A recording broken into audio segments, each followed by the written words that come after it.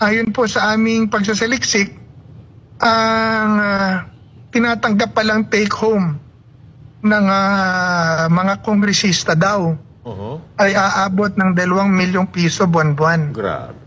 Ang sweldo po kasi, salary grade 31 po yan eh. Gaya ko, nung ako po ay naging chairman, sekretaryo, salary grade 31 po ako.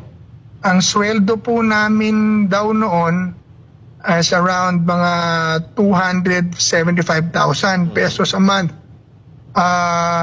Ngayon, ang salary grade 31 tumaso na 300,000 pesos a month.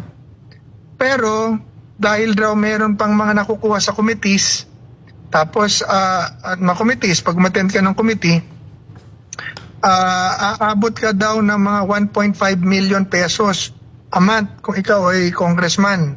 Wow. Tapos kung malipit ka pa daw sa kusinero at sa kusina, Wow. may dagdag pa daw pong 500,000 a month. So, that's 2 million pesos a month. Grabe. Ngayon, kung totoo ba yan or hindi ko po alam, pero yan ang nababalitaan ko po.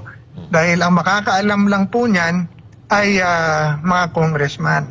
So ang tanong ko, tama ba yun na pasusweldohin nila ang kanilang sarili ng ganong kalaki samantalang ang mga tao sa atin, mga ordinaryong tao dyan sa Metro Manila ay minimum pay ng 650 pesos to 700 pesos a day. Tapos sila sumusweldo o nagka-take home ng 2 million pesos a month sa pera ng tao. Makatarungan po ba yun? Eh, sabi naman ng iba, dahil daw malaki raw ang gastos ng isang congressman. Okay, fine. So, magkano nga ba talaga ang gastos nila? Bakit hindi natin alamin? Dahil pera po natin yan eh, di ba? Yes. Tapos kung meron silang gastos dahil marami nang hihingi, bakit hindi ilagay yung pera sa tamang ahensya para hindi nagmumukhang nangungurap sila dahil pinadadaan pa nila ron sa kanilang pera.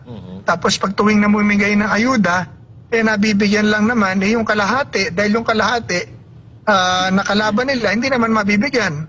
So, walang katarungan. Pera naman taong bayan yan, hindi naman na pera yan. Yes. So, kaya nakikita natin sa paligid natin na nararamdaman natin na sobrang hirap, ang hirap pagtrabaho, ang hirap pagnegosyo, ang hirap kumita ng pera.